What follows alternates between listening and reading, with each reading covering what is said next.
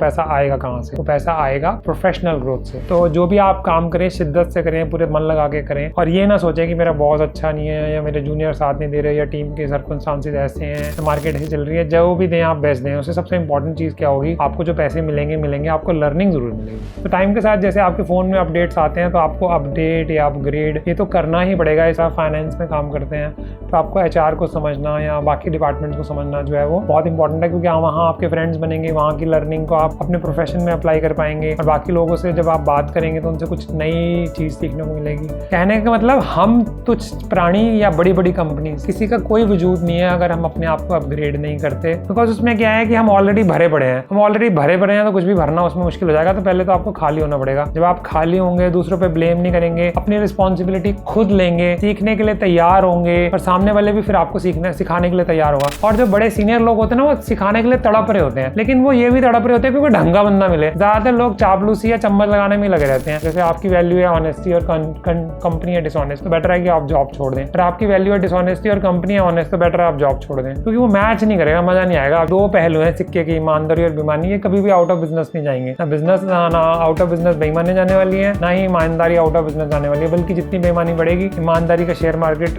जो है उतनी बढ़ती चली जाएगी। जो आपके भी अर्निंग है, करंट अर्निंग, उसका 5% नॉलेज को अपग्रेड कर सकते। जिस प्रोफेशन में आप काम कर रहे हैं उसमें अपने स्किल सेट्स को शार्पन करने के लिए उसमें स्पेंड कर सकते हैं उस पैसे को। कि जिंदगी के अंदर एक गुरु होना जरूरी है। जिस प्रोफेशन से आप रिलेटेड हैं, कनेक्टेड हैं, उसकी क्या ग्रोथ अपॉर्चुनिटीज हैं, क्या चैलेंजेस चल रहे हैं, वो देखने हैं आपको। सेकेंडली आपको देखना है कि वो इंडस्ट्री जिसमें आप ऑपरेट कर रहे हैं उसका फ्यूचर क्या होने वाला है। वो ग्रोइंग है या डी ग्रोइंग है, चाहे वो और हो सकता है पॉलिटिकल, सोशल, लीगल, रेगुलेटरी, कोई ना कोई चैलेंज ऐसा उस कंट्री के अंदर हो कि उसकी वजह से वो इंडस्ट्री आपकी काम ना करने दे रही हो। People do not leave companies, they leave managers. जब आप वैल्यू ऐड करें ना, उम्मीद ना करें। जब आप उम्मीद करें तो आप भिखारी की तरह बन जाते हैं। आप यही उम्मीद करते रहते हैं कि सामने वाला वापस कब करेगा, फिर उसको ऐसे तो करना चाहिए। तो लाइफ में कोई ऐसी फील्ड तो जरूर होनी चाहिए जिसमें आप एक्सीलेंट फील करते हैं, जैसा आपको प्रोफेशन है, और कोई ऐसी स्टूडेंट फीलिंग वाली फील होनी चाहिए कि आपको हमेशा स्टूडेंट बना के रखे। उससे क्या होता है, आप हमेशा सीखने के लिए तैयार होते हैं।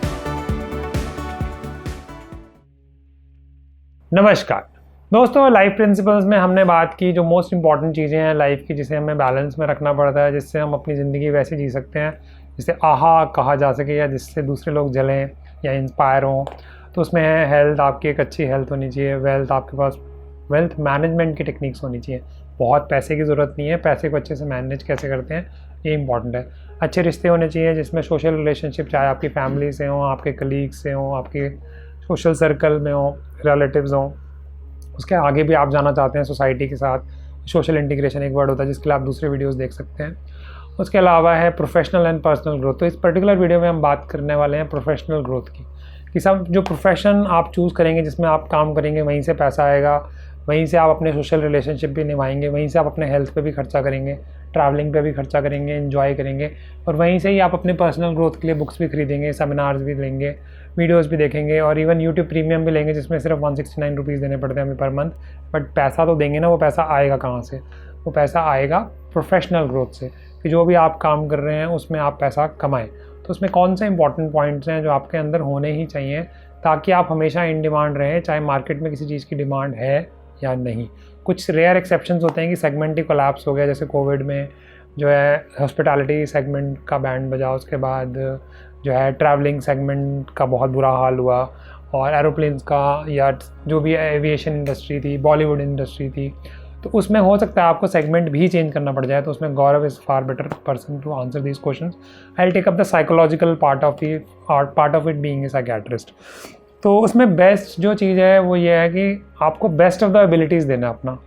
तो जो भी आप काम करें शिद्दत से करें, पूरे मन लगा के करें, और ये ना सोचें कि मेरा बॉस अच्छा नहीं है या मेरे जूनियर साथ नहीं दे रहे या टीम के सर्कमस्टांसेस ऐसे हैं या मार्केट ऐसी चल रही है। जो भी दें आप बेस्ट दें। उससे सबसे इंपॉर्टेंट चीज़ क्या होगी, आपको जो पैसे मिलेंगे आपको लर्निंग ज़रूर मिलेगी।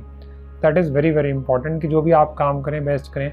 मुझे आज भी याद है, एक बार मैं टेबल टेनिस खेलता था अपने फ्रेंड के साथ में, और ठीक ठाक टेबल टेनिस खेल लेता था मैं, स्कूल में भी और कॉलेज टाइम में भी। मैंने कभी रिप्रेजेंट नहीं किया अपने कॉलेज या स्कूल को, बट अच्छा खेल लेता हूँ मैं अभी भी। तो मैं टेबल टेनिस खेलता था, तो मेरे एक फ्रेंड ने मुझे कहा कि राजीव तो ना गिव अप कर देता है जब 18-12 आता है। 18-12 मतलब आप सामने वाला ओपोनेंट जो है वो 18 पॉइंट है, उसके आपके 12, मतलब 12-18 हो गया एक्चुअली टेबल टेनिस की भाषा में।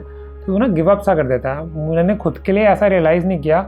उसने कहा कि ना अगर हार भी जाओ तो वो लर्निंग एक्सपीरियंस होता है, और अगर आप जीत गए तो फिर वाओ फीलिंग आएगी। तो उस टाइम उम्र मेरी 19-20 साल रही होगी, बट वो बात ना मैंने गांठ मान ली अपनी ज़िंदगी की। मैंने कहा इसने टेबल टेनिस के लिए बोला है, बट मैं इसको ज़िंदगी के हर एरिया में अप्लाई करूँगा मैं। और मैंने किया, हर एरिया में अप्लाई किया।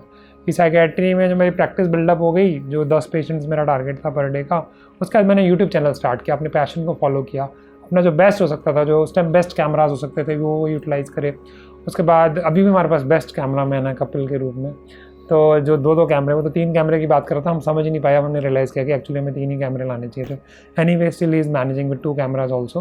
तो जो बेस्ट पॉसिबल है वो आप पैशनेटली कर पाएंगे। तो जब पैशनेटली मैंने वीडियोज़ बनाए तो उसकी वजह से लोगों को पसंद आए, लोगों को समझ आया कि हाँ साइकेट्री में ये होती है। और मैंने तो इसलिए बनाए थे कि as a psychiatrist my family was also not happy कि मैं साइकेट्रिस्ट क्यों बन गया। बट होता क्या, और लोग कहते थे कि साइकेट्री में पैसा ही नहीं है। मैंने कहा अच्छा नहीं होता होगा, बट हम तो वही करेंगे जो हमारा मन करता है। तो उसमें ये क्या हुआ कि हमने पैशन को फॉलो किया, या केवल मूवीज में होता है ना पैशन को फॉलो करना जो भी बोलते हैं। तो मैंने तो अपने पैशन को फॉलो किया, जब ब्रांच भी ली और उसके बाद उसमें अपना बेस्ट भी दिया, और उससे मुझे फ़ायदा भी हुआ। और अर्निंग मेरी अब उतनी तो नहीं है जितनी एक कार्डियोलॉजिस्ट कितनी भी होती है, बट अच्छी है मेरे लिए काफ़ी है। I am happy and satisfied. So that is very important कि जो भी आप काम करें उसमें जो दे सकते हैं वो तो दें ही अपना बेस्ट, उसके अलावा भी कुछ और दें। उसके बाद है आपको ना अपग्रेड करता रहना चाहिए अपने आप को। जब मैं आया था तो हाथ से प्रिस्क्रिप्शन लिखने होते थे। मेरे कई फ्रेंड्स अभी भी ऐसा करते हैं, बट मेरे कई सीनियर्स ऐसा करते हैं, बट टाइम चेंज हो गया है। ऑनलाइन प्रिस्क्रिप्शंस की ज़रूरत होती है, ऑनलाइन रिकॉर्ड कीपिंग की ज़रूरत होती है। मैं चाहूँ तो इस हॉलीडे पे भी अपना लैपटॉप खोल के देख सकता हूँ कि मेरे कौन से पेशेंट को मैंने कौन से मेडिसिन दी हैं, तो उनको अगर फ़ोन करना है तो मैं उनसे बात कर सकता हूँ। तो मैं तो अपनी फील्ड की बात कर रहा हूँ, गौरव अपनी फील्ड की बात करेंगे, तो हो सकता है हम एक थोड़ी सी एरियाज़ को कवर कर पाएँ। तो अपने आप को अपग्रेड करते रहना टाइम के साथ बहुत इंपॉर्टेंट है। बहुत सारे यूट्यूब वीडियोज़ हैं जो हमने पहले भी बनाए थे अपने ब्यूटीफुल माइंड क्लिनिक चैनल पे, उसको हमने रिपीट बनाया क्योंकि अब जो टेक्नोलॉजी है वो चेंज हो गई है। लोग टीवी पे देखते हैं, फुल एचडी देखते हैं, 4K में भी हमने वीडियो शूट किए हैं, तो पहले हम कभी सोचते भी नहीं थे 4K भी कोई चीज़ होती है। तो टाइम के साथ जैसे आपके फ़ोन में अपडेट्स आते हैं तो आपको अपडेट या अपग्रेड ये तो करना ही पड़ेगा, इसमें कोई ऑप्शन ही नहीं है। उसके अलावा जो है अपने डिपार्टमेंट के अलावा दूसरे डिपार्टमेंट्स को भी समझना बहुत इंपॉर्टेंट है। जैसे मैं साइकेट्रिस्ट हूँ तो मुझे साइकोलॉजी को समझना भी उतना इंपॉर्टेंट है। उसी तरह अगर आप फाइनेंस में काम करते हैं तो आपको HR को समझना या बाकी डिपार्टमेंट्स को समझना जो है वो बहुत इंपॉर्टेंट है, क्योंकि वहाँ आपके फ्रेंड्स बनेंगे, वहाँ की लर्निंग को आप अपने प्रोफेशन में अप्लाई कर पाएंगे, और बाकी लोगों से जब आप बात करेंगे तो उनसे कुछ नई चीज़ सीखने को मिलेगी। हर कोई अपना कोई नया पर्सपेक्टिव लेके आएगा और वो आपको सिखाएगा। उसके अलावा एक और जो इंटरेस्टिंग चीज़ जो मैं आपके साथ शेयर करूँगा वो है कि अपनी हॉबीज़ को परस्यू करना। जैसे रनिंग हमारा पैशन है, गौरव का भी पैशन है, मेरा भी पैशन है, और भी हमारे बहुत सारे फ्रेंड्स हैं जो रनिंग करते हैं। तो रनिंग में क्या है, कोई मनी इन्वॉल्वमेंट है नहीं, उसमें किसी भी तरह की कोई मनी इन्वॉल्वमेंट है नहीं, अभी तक तो नहीं है। कम से कम आने वाले टाइम में वो कमर्शियल वेंचर बन जाए तो हम कह नहीं सकते। तो उसमें कोई मनी इन्वॉल्वमेंट तो है नहीं। तो उसकी वजह से क्या होता है कि आप एक स्टूडेंट बन जाते हैं। मैं ठीक है, मैं डॉक्टर बैकग्राउंड से हूँ तो बट मुझे मसल्स की नॉलेज है, बट बहुत सारी नॉलेज मुझे थी नहीं। तो उसकी वजह से काफ़ी कुछ आपको सीखने को मिलता है। तो लाइफ में कोई ऐसी फील्ड तो ज़रूर होनी चाहिए जिसमें आप एक्सीलेंट फील करते हैं, जैसा आपको प्रोफेशन है, और कोई ऐसी स्टूडेंट फीलिंग वाली फील होनी चाहिए कि आपको हमेशा स्टूडेंट बना के रखे। उससे क्या होता है, आप हमेशा सीखने के लिए तैयार होते हैं। जब वहाँ आप कुछ सीखते हैं तो आपको ना बड़ी आहा फीलिंग आती है। जैसे एक छोटे बच्चे को केक मिल जाता है या टॉफ़ीज़ मिल जाती हैं, या फिर अब हम IF वाले लोग हैं तो किसी को आम मिल जाता है बचपन में खाने के लिए, तो उसको बड़ा मज़ा आता है आम खाने में। अगर जब वो पहली बार आम खाता है तो because mango is really very tasty, अभी मेरे मुंह में आ रहा है बोलते हो। तो उसमें क्या है कि आपकी जो मेंटालिटी है हमेशा लर्निंग वाली रहती है। जापानीज़ में एक वर्ड होता है, गौरव कौन सा वर्ड होता है? काइजन।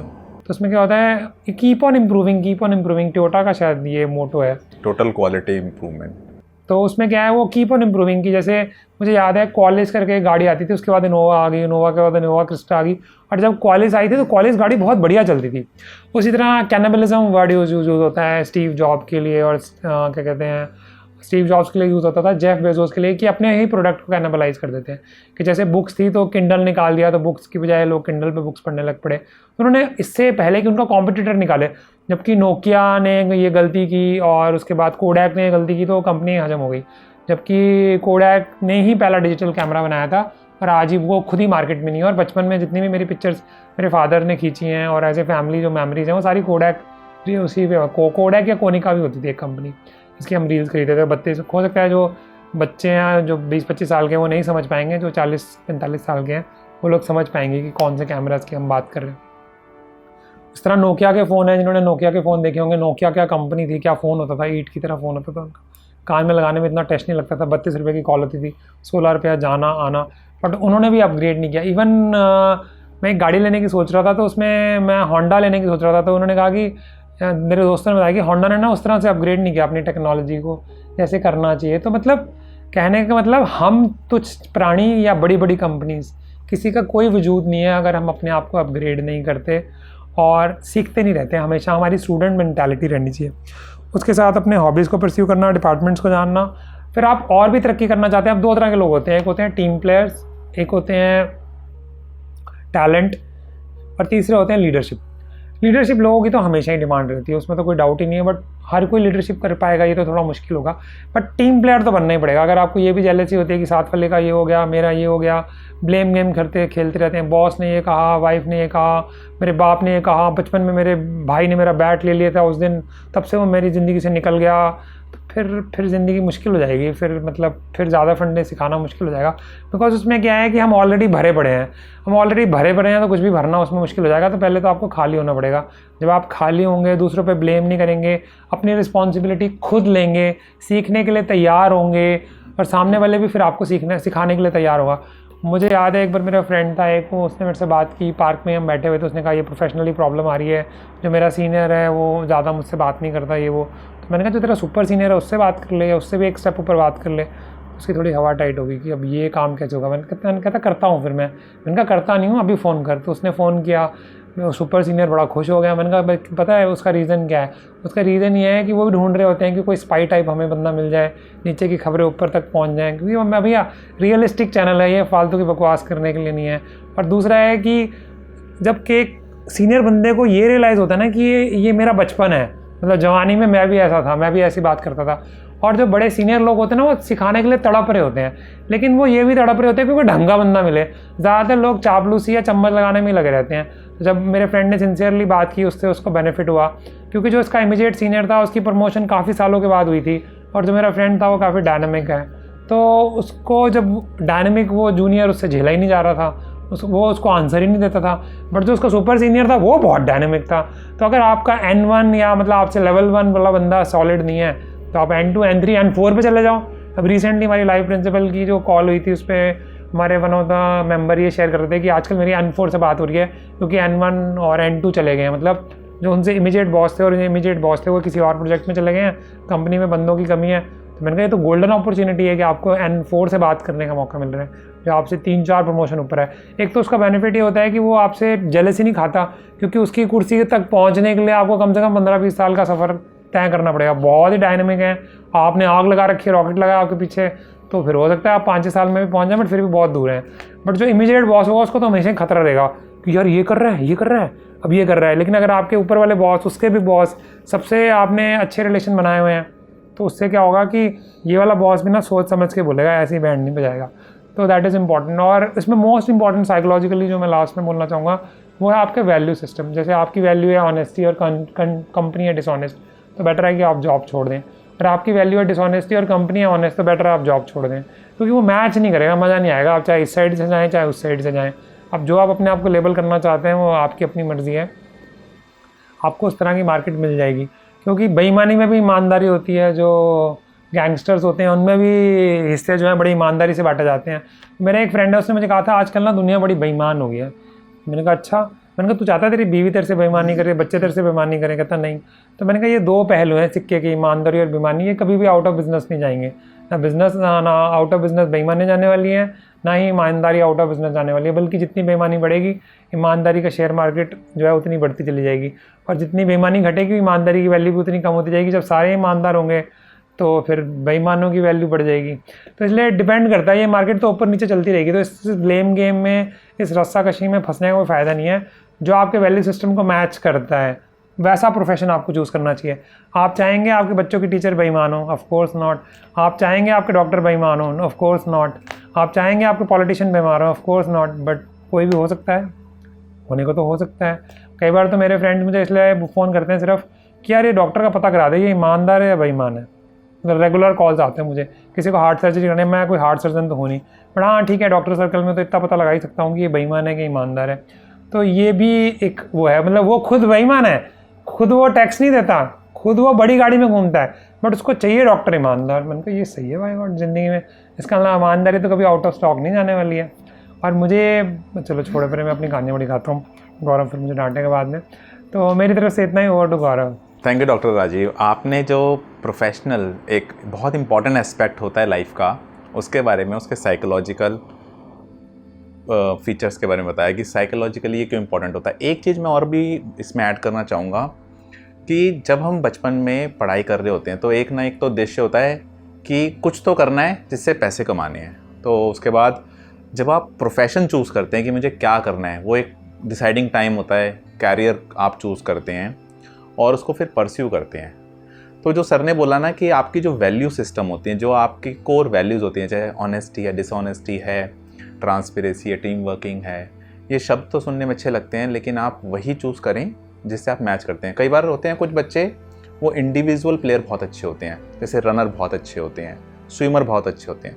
कुछ बच्चे होते हैं वो क्रिकेट बहुत अच्छा खेलते हैं, क्योंकि उनको पता होता है कि टीम का क्या रोल है और मैं उस टीम के साथ कैसे इंटीग्रेट करता हूँ, मतलब मिलजुल के कैसे खेलना है, किसकी स्ट्रेंथ को, जो किसी चीज़ में मजबूत है तो उसको कहाँ पे लेकर आना है, और वो उनके साथ बहुत अच्छा जेलअप कर पाते हैं मिलजुल के।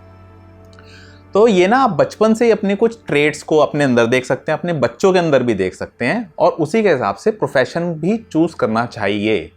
अब देखिए दो चीज़ें होंगी, या तो आपने चूज़ किया होगा या नहीं किया होगा, सक्सेसफुल होंगे या नहीं होंगे अभी के अपने प्रोफेशन में। लेकिन उसमें दो चीज़ें सबसे ज़्यादा इंपॉर्टेंट करती हैं, एक आपका इंटरनल एनवायरनमेंट, आप खुद जो हैं, और एक होता है एक एक्सटर्नल एनवायरनमेंट जिस प्रोफेशन में आप ऑपरेट करेंगे। अगर मैं अपने बारे में थोड़ा सा बताऊं तो मुझे आज से 45 दिन बाद 20 साल अपने प्रोफेशनल एक्सपीरियंस में पूरे हो जाएंगे। मैं जब 19 साल का था तब से मैं अपना प्रोफेशनल कैरियर स्टार्ट किया था हेल्थ केयर इंडस्ट्री में, और उसके बाद से मैं कुछ कंपनियों में काम करता रहा। जैसे ही मैंने पहली कंपनी ज्वाइन करी थी, मुझे एक चीज़ समझ में आई थी, जो डॉक्टर साहब ने, अब मैं कनेक्ट करूँगा दोनों पॉइंट्स को अपने प्रोफेशनल कैरियर की जर्नी के साथ, और जो सर ने आपको साइकोलॉजिकल एस्पेक्ट्स बताए, डायमेंशन बताए। तो पहली चीज़ मैंने समझी कि मुझे अपना इंटरनली अपने आप को अपग्रेड करना पड़ेगा, अपनी नॉलेज को अपग्रेड करना पड़ेगा। बिकॉज मैंने उस समय क्या था, डिप्लोमा इन फार्मेसी, और उसके साथ मुझे एक फार्मास्यूटिकल कंपनी के अंदर जॉब तो मिल गई थी मेडिकल रिप्रेजेंटेटिव की। लेकिन मुझे आते ही ये पता चला कि यार ग्रेजुएशन बहुत सारी अच्छी कंपनियों में, मतलब मल्टीनेशनल या जो टॉप 10 कंपनी होती हैं, उसमें ना ग्रेजुएशन मिनिमम एलिजिबिलिटी या क्वालिफिकेशन चाहिए होती है। तो मैंने अपना कॉरेस्पॉन्डेंस से अपना बीएससी करी इग्नू से, जो इंडिया के अंदर एक ओपन यूनिवर्सिटी है, और मैंने अपना वो कंप्लीट करने के बाद मैं फटाफट एक मल्टीनेशनल कंपनी है Solvay which is now about in India, तो उसके अंदर ज्वाइन किया, और मैंने उसमें 4.5 साल स्पेंड किए। बीच में एक और कंपनी थी, उसमें भी मैंने स्पेंड किया था कुछ समय। लेकिन जो सबसे इंपॉर्टेंट चीज़ है, आपको पता होना चाहिए कि आपको अपने इंटरनली अपने अंदर क्या चेंज लाना है, आपके अंदर वो लर्निंग एजिलिटी है या नहीं। इंसान पढ़ने के बाद नौकरी ज्वाइन करता है और पैसे कमाता है, मुझे सबसे ज़्यादा दुख लगता है कि जब वो वही काम ही करना छोड़ देता है जिससे आज उसको पैसे मिल रहे हैं, उसको कहता है कि अब मैंने तो पढ़ाई कर लिया और मैं नहीं पढ़ूंगा। या अगर आप बिजनेस में भी हैं तो अब आप कहते हैं मैं सीखूंगा नहीं कुछ और नया। तो जैसे नोकिया की बात हो रही थी, कोडेक की बात हो रही थी, इवन और भी बहुत सारे हमने मार्केट लीडर्स को देखा है गिरते हुए नीचे। ब्लैकबेरी फोन्स, मतलब once upon a time they were leader, क्योंकि उनके अंदर वो लर्निंग एजिलिटी नहीं थी, क्योंकि उनके अंदर वो मार्केट के हिसाब से वो चेंज नहीं हुए, अपग्रेड नहीं हुए, रुक गए अपने आप को, तो वो वैसे ही अपने सुसाइडल डेथ से मर गए। सेकंड मैं कहता हूँ कि लर्निंग एजिलिटी होनी चाहिए, उसमें आप अपनी नॉलेज को अपग्रेड करें, और इसके लिए जो आपके भी अर्निंग है, करंट अर्निंग, उसका 5%, बहुत कम होता है 5%, सुनने में भी बहुत आराम से लगता है, 5% अपनी नॉलेज को अपग्रेड कर सकते हैं। वो कैसे कर सकते हैं? आप बुक्स पढ़ सकते हैं। हम तो आज बुक्स हॉलीडे पे ही हैं यहाँ पर, और आप देख रहे हैं कि हम बुक्स पढ़ रहे हैं। क्यों पढ़ रहे हैं? इतना सक्सेसफुल या फाइनेंशियली फ्री होने के बाद भी क्यों पढ़ रहे हैं? क्योंकि हम अपनी नॉलेज को अपग्रेड करते रहेंगे। We keep on spending in this book. और सिर्फ फिजिकल कॉपी नहीं लेते हैं, हम लोग ऑडिबल्स के अंदर लेते हैं, हमारे पास किंडल के अंदर भी सेम बुक है, मतलब एक ही बुक समझिए, उसकी 2-2 कॉपी हैं, एक ऑफिस में एक घर पे। किंडल में है कि कभी ड्राइव कर रहे हों या रनिंग कर रहे हों या वॉक कर रहे होते हैं या सोने वाले हैं, आधा घंटा वो सुन ली। किंडल नहीं, ऑडिबल में सुन ली, सॉरी ऑडिबल में सुन ली। तो ऑडिबल के अलावा या किंडल में अगर मैं कभी अपना आईपैड कैरी कर रहा हूँ, ट्रेन में ट्रैवल कर रहा हूँ, तो मैं उस समय सुन लेता हूँ उसको, वो पढ़ लेता हूँ। तो मैं किंडल के अंदर कभी ट्रेन में ट्रैवल कर रहा होता हूँ तो किंडल पे अपनी बुक पढ़ लेता हूँ। तो बुक्स इज वन। सेकेंड हो सकता है कि आप वर्कशॉप, ट्रेनिंग्स, सेमिनार्स, कॉन्फ्रेंसेस, जिस प्रोफेशन में आप काम कर रहे हैं उसमें अपने स्किल सेट्स को शार्पन करने के लिए उसमें स्पेंड कर सकते हैं उस पैसे को। और एक बहुत इंपॉर्टेंट होता है, आपकी ज़िंदगी के अंदर एक गुरु होना ज़रूरी है। मेरी ज़िंदगी में तो गुरु हैं डॉक्टर राजीव, और जो साइकोलॉजिकल एस्पेक्ट्स इन्होंने अभी आप लोगों से शेयर करे, मेरे से भी शेयर किए थे।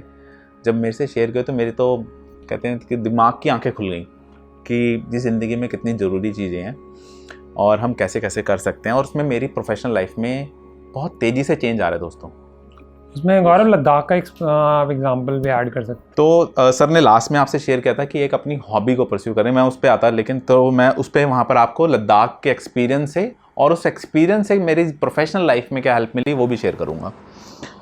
सेकेंड बात हमने करी थी कि इंटरनल, यहाँ पे हमने बात करी इंटरनल एनवायरनमेंट। सेकेंड आपको ना एक्सटर्नल एनवायरनमेंट का भी बहुत ध्यान रखना है। जिस कंट्री में आप काम कर रहे हैं उस कंट्री में जिस प्रोफेशन से आप रिलेटेड हैं, कनेक्टेड हैं, उसकी क्या ग्रोथ अपॉर्चुनिटीज़ हैं, क्या चैलेंजेस चल रहे हैं, वो देखने हैं आपको। सेकेंडली आपको देखना है कि वो इंडस्ट्री जिसमें आप ऑपरेट कर रहे हैं उसका फ्यूचर क्या होने वाला है। क्या वो ख़त्म तो नहीं होने वाली इंडस्ट्री, धीरे धीरे वो गायब भी हो जाएगी, सब कुछ बदल ही जाएगा।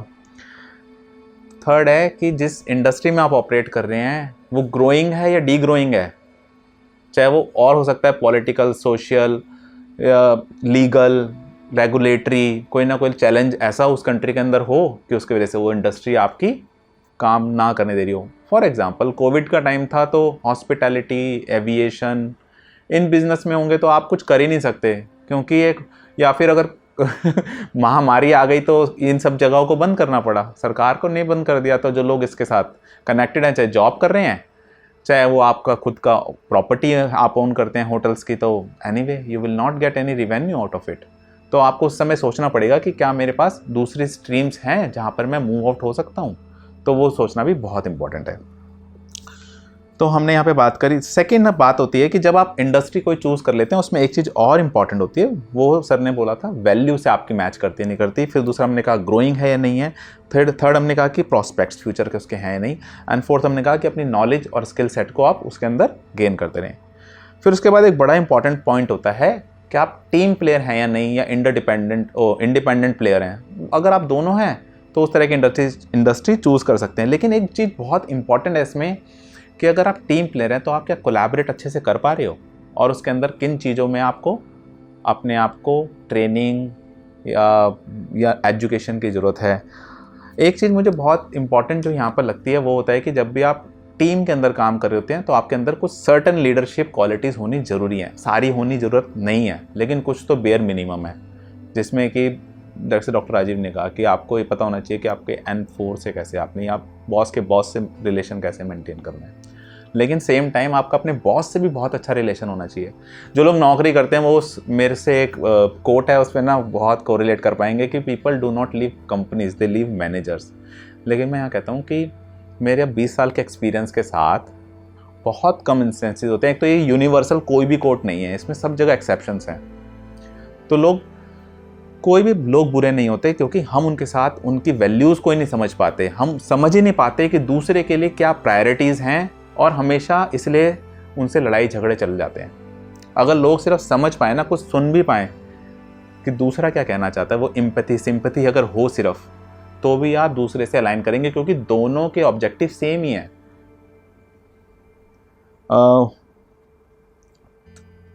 इससे नेक्स्ट पॉइंट आता है, जब आप ये चीज़ सीख जाते हैं तो हमेशा एक इम्पॉर्टेंट है कि आप इन डिमांड हो या नहीं। तो कभी कभार ना आपको ये देखना चाहिए कि अगर मुझे नेक्स्ट लेवल पे जाना है और क्या दूसरी कंपनी मुझे लेगी, क्या मेरे अंदर उतना स्किल सेट है, क्या मेरे मार्केट के अंदर मेरी रेपुटेशन क्या है, लोग थर्ड पार्टीज जो होती हैं वो मेरे बारे में क्या सोचती हैं, क्या बोलती हैं।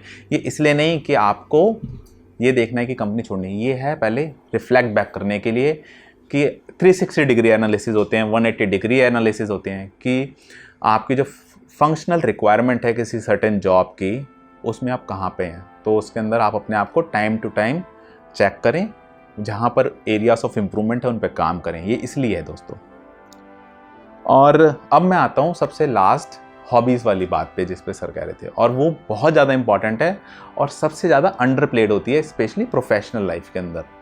वो इसलिए मैं कह रहा हूँ कि जब हम प्रोफेशनल लाइफ में होते हैं, मेरे ऐसे अगर आप भी सैलरीड होते हैं, तो हम करते ही क्या हैं कि सुबह थोड़ा बहुत अगर हमने 30 मिनट्स वॉक कर ली, उसके बाद नौकरी पे चले गए। गौरव 30 मिनट्स बहुत ज़्यादा है, थोड़ा बहुत नहीं है। राइट, तो 30 मिनट वॉक कर ली और उसके बाद अपना जॉब पे चले गए, शाम को आए, बीवी बच्चों के साथ टाइम स्पेंड किया, टीवी देखा, सो गए। लेकिन हम कभी भी वो हॉबीज़ नहीं प्ले कर रहे होते या उनको परस्यू नहीं कर रहे होते जिसको कहते हैं रिक्रिएशनल टाइम। चाहे उसमें आपका वो रनिंग हो, वॉकिंग हो, सिंगिंग हो, म्यूज़िक हो, तो उसमें हम कुछ भी नहीं कर रहे होते। मैं इसमें एक एग्जांपल आपसे शेयर करता हूँ। मैंने 5 साल से रनिंग कर रहा हूँ और उसके अंदर हमने 2019 के अंदर हम लद्दाख गए थे। लद्दाख मैराथन में इस बार हम 25 लोग थे सर। हाँ 25 लोग थे, हम लगभग 25 लोग थे। तो हम 25 लोगों को क्यों लेके गए थे और ये क्यों था लद्दाख मैराथन, और वो हॉबी ने प्रोफेशनल लाइफ में कैसे हेल्प करी, वो मैं इससे एग्जांपल से आप शायद कोरिलेट कर पाएंगे। उससे 2 साल पहले हम 2017 में भी गए थे, तब 7 लोग गए थे और उस समय मैंने हाफ मैराथन करी थी 21 किलोमीटर लद्दाख में। डॉक्टर राजीव ने और प्रदीप जो हमारे ग्रुप से गए थे, उन्होंने 42 किलोमीटर वहाँ पे लद्दाख में रन किया था, जिसे कहते हैं फुल मैराथन। और हमने जब लद्दाख मैराथन की उस समय ट्रेनिंग की थी, तो हमें एक तो वहाँ का लद्दाख बहुत ही सुंदर जगह है, तो हमें कहा कि हमने सोचा कि हम कुछ लोगों को लेके आएंगे ताकि वो लोग भी इस मैराथन के लिए अपने आप को ट्रेन करेंगे, तो उनकी हेल्थ के अंदर चेंजेस आएंगे। फिर अब जब हम सारे लोग यहाँ पे मिल के आएंगे तो एक दूसरे से सीखेंगे और ग्रुप की पावर ही अलग होती है, मज़ा ही बहुत ज़्यादा आता है। अकेला मतलब एक तो बहुत छोटा ही नंबर होता है। मुझे आज तक याद है कि मैं कभी खाना अकेले खाता ही नहीं हूँ क्योंकि मुझे मज़ा ही नहीं आता। तो चाहे मैं किसी दोस्त को खिला दूँ या कई बार तो वहाँ पर कुछ लोग खाना खाने वाले घूम रहे होते हैं, मैं उनको खिला देता हूँ अपने साथ में कि आप खाओ, और मेरे को मतलब एक फ़ील होता है। तो हमेशा ग्रुप में अगर आप चलते हैं तो मज़ा कई गुना बढ़ जाता है। तो जब हम ग्रुप में लोगों को लेके गए वहाँ पर, तो उसका प्रोसेस कोई एक दिन का नहीं था, वो ऑलमोस्ट 7-8 महीने का प्रोसेस था, जिसके अंदर हमने हर चीज़ सोची कि लोगों को क्या चाहिए होगा, उनको किस तरह की हेल्प हमसे रिक्वायर्ड होगी। तो यहाँ पर एक तो पहले हमें खुद सीख कर आए लद्दाख में रन करके, और ये एंड नहीं हुआ, यहाँ पर ये बढ़ता ही चला गया। अब हमें ये सीखना था कि हम लोगों को कैसे हेल्प करेंगे। हर बार हम सोचते थे हमारा कम्युनिकेशन क्या होगा, हम क्या मैसेज टाइप करेंगे, क्या ऑडियो मैसेज उनको शेयर करेंगे। तो हमने कम्युनिकेशन, जो हम शब्द यूज़ करते हैं ना, वो रियल लाइफ में आपके लिए वो लर्निंग प्लेटफॉर्म्स बन जाते हैं। जो सबसे ज़्यादा सीखता कौन है, वो खुद ही आप सीखते हो जब आप इस तरह की अपनी हॉबीज़ को परस्यू करते हो, लोगों को उनको हेल्प करने की कोशिश करते हो अपनी हॉबीज़ को परस्यू करने के लिए, अगर वो आपके साथ अलाइंड है, आपके साथ मिली हुई। जैसे रनिंग हम करने ले जा रहे थे। अगर इसमें मैं रुकूंगा 1 सेकंड के लिए, बस ये है कि हमारा रन फॉर फन का ऑलरेडी एक व्हाट्सएप ग्रुप है, तो उसमें से हमने एक सब ग्रुप अलग से बना दिया था जो लद्दाख के लिए था, ताकि अगर लोग थोड़ा सा कंफ्यूज हो रहे हैं कि वो प्लेटफॉर्म कौन सा इस्तेमाल होता था, तो जो लोग लद्दाख जा रहे थे उनके लिए एक अलग कम्युनिकेशन था कि उनको कब अपनी टिकट्स बुक करानी है, मतलब कब टिकट्स बुक तो हमने ही बुक कराई थी, मतलब कब पैसे देने हैं, कौन सी टी शर्ट्स होंगी, किन चीज़ों का ध्यान रखना है, ऑल्टीट्यूड के लिए कब रेडी होना है। और कुछ लोग थे जो 7-8 दिन पहले जाने के लिए रेडी नहीं थे, तो हमने उनको साथ नहीं लिया, कुछ लोग बाद में भी आए, तो फिर हमने उनकी रिस्पॉन्सिबिलिटी नहीं ली क्योंकि एक इंसिडेंट भी हुआ था। गौरव आगे बात, यू कैन टेक ओवर। अब इस प्रोसेस में मैं सीख क्या रहा था, पहले हम सीख रहे थे प्लानिंग का मतलब क्या होता है, आप फोरकास्टिंग करते हो, हर चीज़ भविष्य अभी देख रहे होते हो, 8 महीने बाद क्या होगा, तो उसकी प्लानिंग चल रही है कि 8 महीने बाद हम लोग यहाँ से सबकी टिकटें बुक होंगी, सब लोगों को कपड़े या उनकी लिस्ट बताई जाएगी कि उन्हें क्या क्या कैरी करना है, उनको क्या ट्रेनिंग करनी है, हर हफ्ते कितना भागना है। तो आप हर लेवल की प्लानिंग कर रहे हो, अपनी तो कर ही रहे हो, लेकिन अब आप बहुत बड़े सोच के साथ कर रहे हो काफ़ी सारे लोगों के लिए। तो इसके अलावा कंटीजेंसी प्लानिंग भी होगी। कंटीजेंसी प्लानिंग की लद्दाख के अंदर प्रॉब्लम क्या आ सकती है, लोगों को वहाँ पर जाके ऑक्सीजन की कमी होती है, तो कुछ लोगों को परेशानी हो जाती है, तो उनको पहले वो भी आप डिस्क्लेमर्स देते हो। उसके साथ वहाँ पर आप फिर भी ऑक्सीजन सिलेंडर रखे थे हमने हर गाड़ी के अंदर, और डॉक्टर राजीव ने मुझे सजेस्ट किया था, मैं सोच रहा था कि हम एक कैरी कर लेंगे, किसी एक को परेशानी आ गई तो हम यूज़ कर लेंगे। सर ने कहा हमारे पास 5 गाड़ियाँ हैं, 5 के अंदर एक ऑक्सीजन सिलेंडर होना चाहिए ताकि कोई प्रॉब्लम ना आए। मैंने, क्योंकि उससे पहले हम देखते थे वो एक कैन पकड़ लेते हैं लोग 400 रुपये या 1000 रुपये का, जब किसी ट्रैकिंग पे जाते हैं कि वो ले लेते हैं, वो कुछ नहीं होता दोस्तों, 15 मिनट भी नहीं उससे चलते हैं आदमी। 15 मिनट में तो एम्बुलेंस नहीं आ पाती, दिल्ली जैसे शहरों में इतने में तो आदमी चला जाएगा, लद्दाख में तो 4-4 घंटे का रास्ता होता है। तो हमने वहाँ की वो प्लानिंग कर रहे हैं, हम वहाँ सोच रहे हैं कि वहाँ पर हमें खाना कहाँ पे मिलेगा रास्ते से। अगर हम लेह से नुब्रा जा रहे होंगे या पेंगोंग जा रहे होंगे, 6 घंटे का रास्ता होगा, रास्ते में लोग रुकेंगे कहाँ कहाँ पे। तो हर वो माइन्यूट डिटेल्स में आप जा रहे होते हो बड़े विज़न से। फिर आप स्ट्रैटेजीज बनाते हो कि हमने करना कहाँ होगा, कब कौन से दिन क्या टिकटें बुक हो रही होंगी, कब कौन से दिन लोगों को ये मैसेज आ रहा होगा, लोगों को ट्रेनिंग प्रोग्राम कब देंगे। अब उसके बाद फिर एक एक चीज़ हो रही है कि कौन कब क्या करेगा। जब मैं अपने करंट रोल के अंदर इतना सारा काम एक साथ नहीं करता, मैं उसका एक छोटा सा पार्ट करता था, एक फंक्शन का काम। लेकिन जब आप कर रहे होते हो तब आपको समझ में आता है कि कंपनी कैसे काम करती है, और आपकी ना वो चक्षु खुल जाते हैं, मस्तिष्क के चक्षु जो खुलते नहीं है कभी।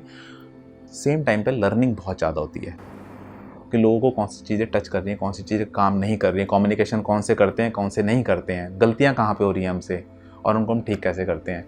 कई लोगों ने उसके अंदर जैसे हमें कहा कि शुरू में हम जाएंगे, बाद में उन्होंने बैकआउट कर लिया।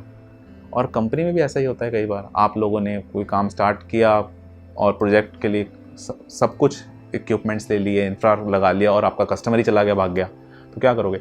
तो we had a contingency plan in place. हमने पहले ये नंबर सोच के रखे थे कि इतना तो ड्रॉप डाउन होगा उन लोगों के। फिर हमने पैसे भी उनको पहले बता रखा था कि अगर आप ऐसा करेंगे तो जो भी डिडक्शन होगा वो आपके पैसे में से होगा। पैसे हमने एडवांस में लिए थे इसलिए कुछ सबसे। तो लद्दाख मैराथन का जो इवेंट था ना, वो काफ़ी मेरे लिए लर्निंग एक्सपीरियंस था। उसके अंदर जो ये विज़न देखा था डॉक्टर राजीव ने कि गौरव एक दिन हम 25 लोगों को ला के लद्दाख के अंदर ना हाफ मैराथन फुल मैराथन कराना चाहते हैं। और उसमें मेरा रोल था कि मैं उसके अंदर ये सारे प्रोसेसेस सिस्टम्स देख रहा था कि ये काम होगा कैसे। जब हम लद्दाख आए तो हमने 5 गाड़ियों की बात करी, उन 5 गाड़ियों के अंदर एक एक और हेड बनाया, लीडर बनाया, जो सारे के सारे जो हम इंस्ट्रक्शन दे रहे हैं, जो हम चाहते हैं कि गाड़ी कहाँ पे रुकेगी, उन लोगों को कैसे वो कम्युनिकेट करेगा, उनको मैनेज करेगा, वो सारी चीज़ें वो लोग कर रहे थे। हमने जो कॉन्टीजेंसी प्लान्स बनाए थे वो भी काम में आने पड़े, क्योंकि एक हमारा ग्रुप मेंबर को पल्मोनरी एडिमा, मतलब क्या होता है, लंग्स में पानी भरना चालू हो जाता है जब आप इतने हाई ऊंचाई पे चले जाते हैं समुद्र तल से। High altitude sickness. हाँ, तो उसको हाई एल्टीट्यूड सिकनेस बोलते हैं। उसमें उनके लंग्स में पानी, उनको सांस लेने में तकलीफ हो रही थी। जैसे ही हम दूसरे दिन नुब्रा पहुंचे थे, पहले दिन तो हमने लद्दाख के अंदर ही रेस्ट किया था जैसा एडवाइज्ड होता है। जैसे ही पहुंचे तो हमने उनको परेशानी हुई, तो फटाफट हम उनको आर्मी के एक हॉस्पिटल में लेके गए नुब्रा वैली में। We are thankful to Indian Army कि आपने ऐसी ऊंचाइयों पर भी अपनी सर्विसेज इंडियंस के लिए उपलब्ध कराई हुई हैं। और उससे हमें अच्छा पता लगा कि उनके लिए ये परेशानी चालू हो गई है, उनको पल्मोनरी एडिमा, और उनको जल्दी से जल्दी लद्दाख या फिर दिल्ली भेजना पड़ेगा। अब हमारे पास ऑक्सीजन सिलेंडर थे, वो काम आए। हमने चारों के चारों ऑक्सीजन सिलेंडर गाड़ी में रखे और उनके साथ उन्हें वापस लद्दाख भेजा, लेह जो कैपिटल है वहाँ भेजा। रात को वहाँ पर हमारा जो एक फ्रेंड जो हमारे साथ ग्रुप में गया था, उसने सब कुछ वो कोऑर्डिनेट कर रहा था। अब होटल्स का काम जो था, होटल्स का काम वहाँ पर, क्योंकि होटल्स वाले ने हम उनको जाते ही लद्दाख के जनरल गवर्नमेंट हॉस्पिटल, क्योंकि वहाँ पर सबसे अच्छा वही है, वहाँ पर उनको एडमिट कराया। पूरी रात वो वहाँ रहे। होटल वाले, हम सब भी वहाँ से लेह से 150 किलोमीटर दूर हैं, और क्योंकि हमारे ग्रुप मेंबर्स ने वहाँ पर ऑलरेडी बहुत अच्छा नेटवर्किंग और उनकी वहाँ पर सब रिलेशन थे, तो अब होटल वाला ही टिकट बुक करा रहा है हमारे उस कलीग के लिए जो बीमार हैं। उसने सारे अरेंजमेंट्स करे उनको रात को हॉस्पिटल स्टे का लेह के अंदर, और श्योर किया कि वो दिल्ली आराम से पहुंच जाए। बल्कि मैं तो यहाँ पे तारीफ़ करना चाहूँगा, क्योंकि हम लोगों में से किसी ने भी ड्रिंक नहीं किया था, इफ़ आई रिमेंबर करेक्टली, और ड्राइवर्स के साथ भी हमने बहुत अच्छे से बिहेव किया था। तो गौरव और मेरी रिस्पॉन्सिबिलिटी बनती थी एज ए लीडर्स कि हम साथ में जाएँ। तो उन्होंने कहा सर आप करोगे क्या, हम 2 ड्राइवर जा रहे हैं, इतना बहुत है, हम संभाल लेंगे, हमारे लिए रेगुलर चीज़ है। तो अब वो इतने कॉन्फिडेंटली बोल रहे थे, और सिलेंडर के अलावा, और मैं बीइंग ए डॉक्टर मैं भी समझ गया था कि मैं इमरजेंसी में तो कुछ खास कर नहीं पाएंगे, और जो करेंगे सिलेंडर करेंगे, और हमारे पास इतना टाइम है। और लकीली अगर हम 7-8 या 10-12 घंटे लेट हो जाते तो शायद आज वो इस दुनिया में नहीं होते, ये एक फैक्ट है। तो मैं ये तो नहीं कहूँगा फिल्मों की तरह 5 मिनट से हमने बचा लिया, बट वो 12 घंटे की ही विंडो थी, उससे ज़्यादा विंडो नहीं थी। और ये आर्मी डॉक्टर ने बहुत क्लियर कर दिया था। मैं साइकियाट्रिस्ट हूँ, मैं कोई फिजिशियन नहीं हूँ, और ऐसी चीज़ों को देखने का मेरा कोई एक्सपीरियंस नहीं है। बट हाँ, मेडिकल बैकग्राउंड था, तो मैं समझ गया था कि सिचुएशन की ग्रेविटी काफ़ी ख़राब है। और वहाँ आशा तो नहीं कर सकते कि आप 24 लोगों का सारा हॉलीडे ही ख़राब कर दें, that is also not possible. But ये हमारे माइंड में था कहीं ना कहीं, हमने ये ऑलरेडी प्लान कर रखा था। ये नहीं पता था कि एग्जीक्यूट करने की नौबत आ जाएगी। हमें लगा सब रनर्स हैं, और इंसिडेंटली वही एक रनर नहीं थे, और उन्होंने काफ़ी दिनों से रनिंग छोड़ी हुई थी। पहले तो वो रनिंग करते थे, बट उन्होंने रनिंग छोड़ी हुई थी, जिसका खामियाजा उनको भी भुगतना पड़ा। और हमने जो कंटीजेंसी प्लान बनाया था कि शायद इसकी ज़रूरत पड़ेगी, बट वो एक्चुअली उसकी ज़रूरत पड़ी। सिलेंडर्स की भी ज़रूरत पड़ी और इंडियन आर्मी की भी ज़रूरत पड़ी, और जो हमारा फ्रेंड था जिसने होटल्स हमारे लिए बुक कराए थे उनके अच्छे दोस्त की भी ज़रूरत पड़ी। होटल वाले वो बहुत अच्छे थे, काल होटल था ना, कौन सा था? द काल। उनके ओनर बहुत अच्छे थे, उन्होंने भी बहुत हेल्प की। मतलब ऐसे अच्छे इंसान, मतलब होटल वाले जो हेड कर रहे हैं, उनके तो कई होटल्स हैं बेसिकली, एनफील्ड भी उनके पास है वहाँ पे, तो हमने एनफील्ड गाड़ियाँ भी उन्हीं की चलाई थी। बट उन्होंने आगे आके इनिशिएटिव लिया और रिस्पॉन्सिबिलिटी ली, तो वो इसलिए ली कि वो अच्छे हैं दिल से और हमारा व्यवहार भी अच्छा था। That is very very important. और साथ में एक और लोग बहुत अच्छे थे, वो थे ड्राइवर्स। अगर मैं उनको याद कर रहा हूँ ना, इसीलिए याद कर रहे हैं क्योंकि उनको ऑक्सीजन सिलेंडर्स, कितना प्रेशर रखना है ऑक्सीजन का, 2 पे रखना है, 4 पे रखना है, 4 लीटर पर आवर, तो उनको सब मालूम था ये सब बातें कि हम कितना प्रेशर रखेंगे, कितनी देर में हम पहुंच जाएंगे। शाम के 6 या 7 बज रहे थे, अंधेरा होने वाला था, और जो लोग पहाड़ों पे, किसी ने ड्राइव करी है लद्दाख के पहाड़ों पे, they were the only one who can drive. हम तो सोच भी नहीं सकते, तो उन्होंने ही सब कुछ हमें हेल्प करा। तो दोस्तों इससे सीखा क्या? सिर्फ प्लानिंग, एग्जीक्यूशन, कंट्रोलिंग। मतलब प्लान किया पहले हमने, फिर उसको बार बार एग्जीक्यूट करके हम रीप्लान कर रहे थे। सेम टाइम पे हमने कॉन्टीजेंसी प्लान रखे कि जो क्या क्या घट सकता है, और उससे फिर एक एक्सपीरियंस क्या आया, क्राइसिस मैनेजमेंट का। क्राइसिस मैनेजमेंट का हमें कहाँ मिलता है? बहुत कम ही टाइम होता है कि प्रोफेशन में, मेरे को as a being a salaried person, कि मेरे को ज़िंदगी में क्राइसिस मैनेजमेंट का एक्सपीरियंस मिले, लेकिन उससे आपको बहुत ज़्यादा लर्निंग मिली। मतलब मुझे मिली, अगर हमने इनमें से किसी के साथ भी बुरा किया होता है, हमने कोलैबोरेट ठीक नहीं किया होता, हमने टीम के साथ अच्छे से प्ले नहीं किया होता, लोगों को लीडर्स नहीं बनाया होता, तो ये काम हो ही नहीं सकता था। और उनको हॉस्पिटल भी प्रदीप शर्मा लेके गए थे ना बेसिकली, तो उसके बाद में मैं आया था, फिर मैंने डॉक्टर से बात की थी, तो इट वाज एक awesome example of team work and actually life saving. और वो थैंकफुल भी, उन्होंने बाद में गौरव और मुझे मैसेज करके थैंक्स भी किया था दिल्ली लैंड करने के बाद। And with in 12 hours it was completely okay, because वो हाई एल्टीट्यूड से नॉर्मल एल्टीट्यूड पे आ गए, तो उसके बाद कोई प्रॉब्लम ही नहीं थी। अब इसके अंदर हम और भी चीज़ें, अब ये तो हो गया क्राइसिस मैनेजमेंट, इसके अंदर हमने उस ट्रिप के अंदर और भी चीज़ें करी कि जो लोग गए हैं वो इन्जॉय करें। हमने वहाँ पर एक दिन बॉन फायर किया, लद्दाख के अंदर नुब्रा वैली में गया। हम ऑलरेडी एक म्यूज़िक सिस्टम प्लान करके गए थे, बूम बॉक्स जो ब्लूटूथ से चलते हैं, जिसके काफ़ी अच्छा साउंड होता है, क्योंकि वहाँ पर तो वो सुविधाएं होती नहीं हैं। तो हमने वहाँ पे आग जला के सब ने डांस किए वहाँ पर, सब लोगों ने रात को बैठ के सब लोगों ने बहुत देर तक चुटकुले सुनाए, अपने लाइफ के एक्सपीरियंसेस शेयर करे। तो आपस में बहुत अच्छे से जेल कर पा रहे थे लोग, जो अलग अलग देश के पार्ट से आए हुए थे। कुछ लोग बॉम्बे से आए हुए हैं, कुछ लोग गुजरात से आए हुए थे वहाँ पर, कुछ लोग पंजाब से आए हुए थे, एक हमारा फ्रेंड गोवा से आया हुआ था, अहमदाबाद से आए हुए। तो ये जो लोग आए, अलग अलग काम करते हैं, अलग अलग सबके शौक़ या लाइफ की एज रही है, मतलब सबकी उम्र अलग है, सबके जेंडर्स अलग हैं, वैल्यूज़ अलग हैं। सब मिलकर रात को जब आपस में बात कर रहे थे, दे आर स्टिल फ्रेंड्स। हम सारे आज भी दोस्त हैं, तो ज़िंदगी के वो दोस्त आज तक हमारे साथ हैं। और तो उसके बाद हमने वहाँ पर बहुत सारे रन फॉर फन के वीडियोस बनाए, नुब्रा वैली में हमने बनाए, पीछे पहाड़ों का इतना अच्छा बैकग्राउंड था, पूरा दिन बैठ के हमने बनाते रहे। मुझे तो याद है एक वीडियो में तो गायें पीछे से निकल रही है, कपिल शूट कर रहा था, मैं गौरव वीडियो बना रहे थे, पीछे से गायें निकल रही है।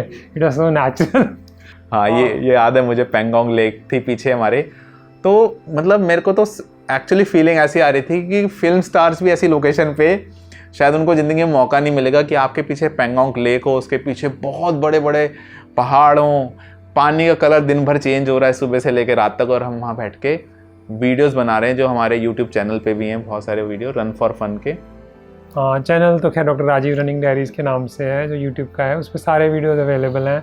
इसमें गौरव और आप मेरे को नज़र आएंगे, हम दोनों, हम सिखा रहे हैं सॉक्स कैसे बांधनी है। प्रदीप भी है कुछ वीडियोस में, कुछ वीडियोस में मेरी सिस्टर भी काफ़ी सारे वीडियोस में है, रजनीश जी हैं, और काफ़ी राहुल है काफ़ी सारे वीडियोस में। बाकी हम कुछ उसके पिक्चर्स और इसमें शायद डाल भी देंगे। तो इस सब वीडियोस को बनाते हुए लोगों के साथ हमने जो एक्सपीरियंसेस शेयर करे, उनकी लाइफ टाइम मेमोरीज क्रिएट करी। वो एक काम और भी बड़ा कमाल का डॉक्टर राजीव ने सजेस्ट किया था, वो मैं ये तो कहूँगा कि सर का जो विज़न होता है ना, वो बहुत कमाल का होता है। उन्होंने कहा ये जो लाइफ टाइम मेमोरीज देनी है, जो अभी हमारे वीडियोज़ बना रहे हैं कपिल जी, इनको भी हम लेके गए थे, और ये भी हम खर्चे पर लेके गए थे डॉक्टर राजीव अपने, कि उन्होंने वहाँ पर स्टिल फ़ोटोज़, वीडियोस बनाए, सब लोगों के लिए बनाए। तो अब ये कमाल का था, मतलब this is way different, again radical approach थी कि ये भी हो सकता है, उसके अंदर एक डायमेंशन ऐड किया जो कहीं नहीं होता। तो लोगों के लिए वो लाइफ टाइम मेमोरीज क्रिएट हुई। उन्होंने सब सोशल मीडियाज़ पे अपने फ्रेंड्स को, फैमिलीज़ पे फ्लॉन्ट भी किया और वीडियोज़ और ऑडियो शेयर और वीडियोज़ एंड फोटोग्राफ शेयर भी करे। तो इस सब चीज़ों से ना बहुत सारी चीज़ें ह्यूमंस के लिए हमें समझ में आता है कि हमें ज़िंदगी में, प्रोफेशन के अंदर बाकी चीज़ें करनी क्या क्या होती हैं।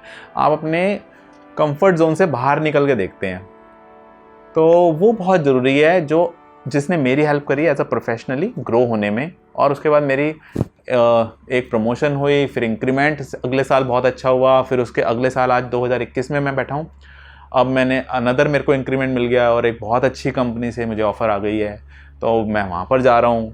तो वहाँ ज़्यादा भी पैसे मिलेंगे, प्यार भी ज़्यादा मिलेगा, मतलब लाड़ प्यार क्या होता है, पैसा होता है। और तीसरा, वो मेरी वैल्यूज़ के साथ मैच करता है, उसमें मेरे को लर्निंग वहाँ पे ज़्यादा मिलेगी।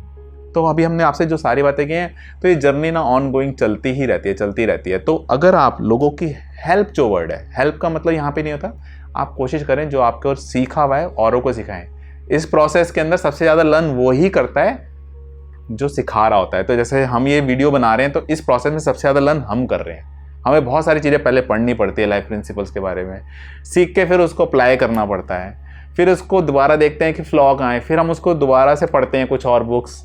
तो सर ने एक बहुत अच्छा टर्म कॉइन किया है, क्यूरेटर। क्यूरेटर होता है कि जो पहले बहुत सारे डाटा या इन्फॉर्मेशन या को पढ़ता है, देखता है, उसमें से बेस्ट निकालता है, फिर उसको खुद अप्लाई करता है, फिर देखता है उसमें कहाँ पे गैप्स हैं, उन वॉइड्स को फिर से फिल करता है और फिर द बेस्ट प्रोडक्ट जो होता है वो शेयर करता है। तो जो आज हम वीडियो में शेयर कर रहे हैं प्रिंसिपल्स आपके साथ, ये वही लाइफ प्रिंसिपल हैं जो बहुत सारे इन्फॉर्मेशन, डाटा, नॉलेज, एक्सपीरियंस को क्यूरेट करने के बाद, निकालने के बाद, छानने के बाद, साफ करने के बाद प्योरेस्ट फॉर्म में हम इन वीडियोस के थ्रू आपको शेयर कर रहे हैं। और इसमें इंटरेस्टिंग बात यह है कि जो वर्ड यूज़ कर रहे थे, adding value in others people, और इसमें ना मोस्ट इंपॉर्टेंट ये है कि जब आप वैल्यू ऐड करें ना, उम्मीद ना करें। जब आप उम्मीद करें तो आप भिखारी की तरह बन जाते हैं।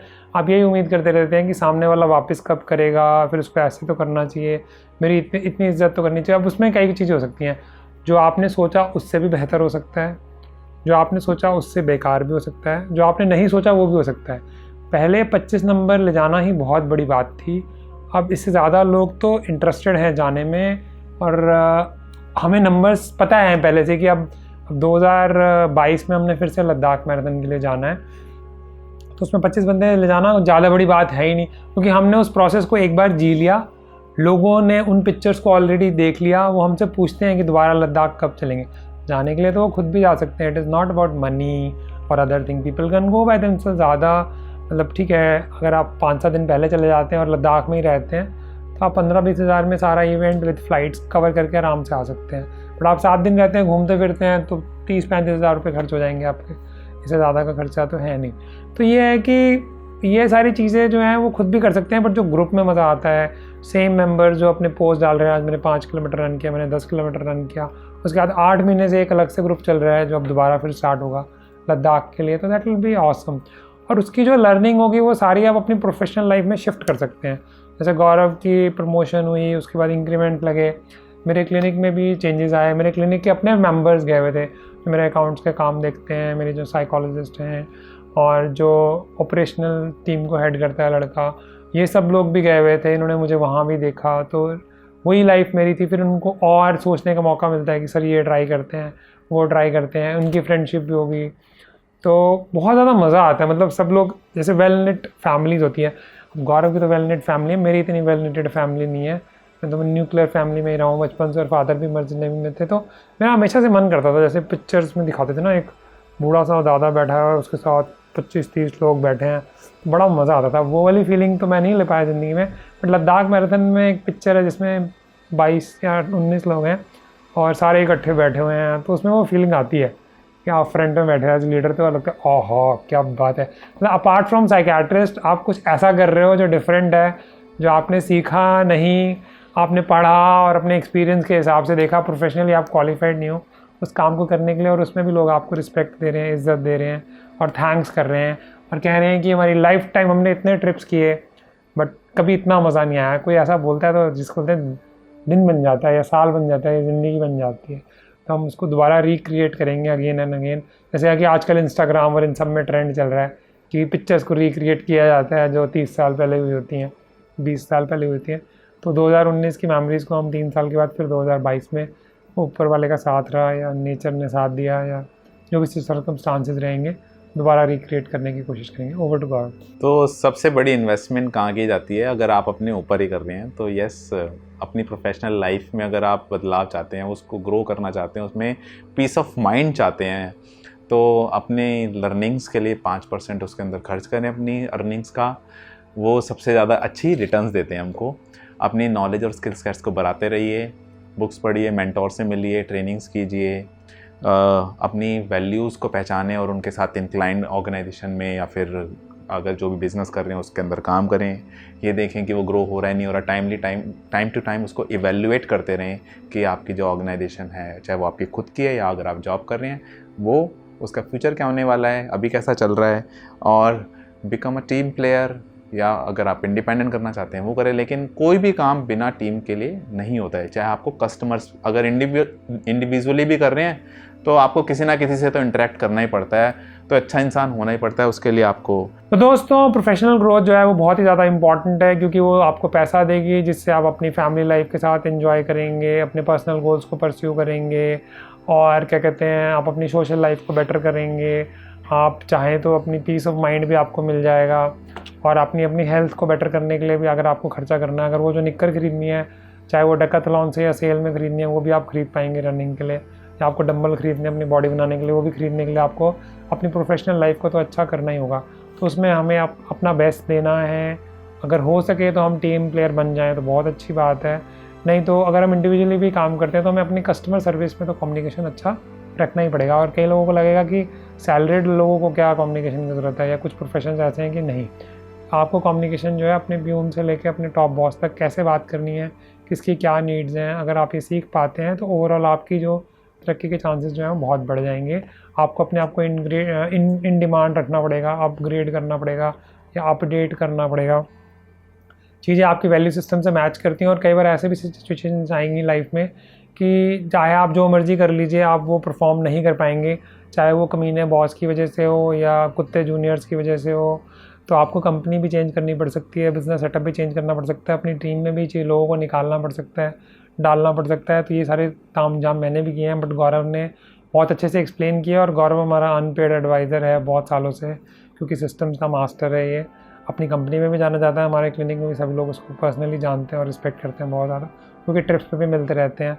तो गौरव और मेरी तरफ से दोस्तों आज के लिए इतना ही। धन्यवाद।